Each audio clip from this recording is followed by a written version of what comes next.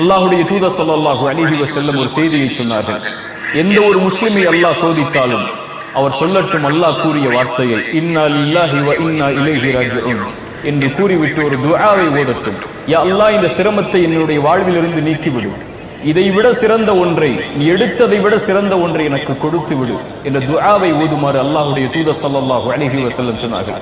உம்மு சலமா அவங்களுடைய கணவர் அபூ சலமா ரலியல்லாஹு அன்ஹு மரணித்து விட்டார்கள். உம்மு சலமா அவர்கள் சொன்னார்கள், அபூ சலமாவை அல்லாஹ் எடுத்து விட்டான், அபூ சலமாவை விட சிறந்தவரையா அல்லாஹ் எனக்கு கொடுக்க போகிறான் இந்த துஆவின் அடிப்படையில் என்று கேட்டார்கள்.